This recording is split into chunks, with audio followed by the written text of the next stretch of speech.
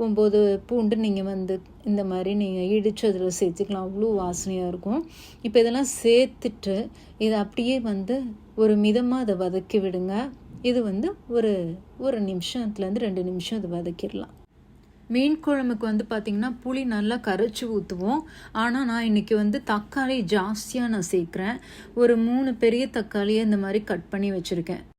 இதோட புளிப்பு சுவையும் இருக்கும். அதுக்கேற்ற மாதிரி நம்ம வந்து இந்த மாங்காய் அதெல்லாம் போட்டோம் அப்படின்னா அதெல்லாம் வந்து போட்டாக்கா கணக்கு பண்ணிவிட்டு புளியை வந்து கொஞ்சம் கரெக்டாக பார்த்து போடணும். நெல்லிக்காய் சைஸ் அளவுக்கு மாற்றி போட்டுக்கணும். இப்போ நான் உப்பு சேர்த்துருக்கேன். உப்பு வந்து பார்த்திங்க அப்படின்னா உங்களுக்கு தேவையான அளவுக்கு, குழம்புக்கு தேவையான அளவுக்கு சேர்த்துக்கோங்க. இப்போ அதெல்லாம் உப்பெல்லாம் சேர்த்து இதை நல்லா வந்து வதக்கி விடலாம். நான் தக்காளி பெரிய பெரிய பீசஸாக கட் பண்ணியிருக்கேன்.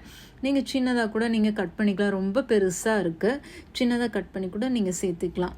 இப்போது புளி வந்து பார்த்திங்கன்னா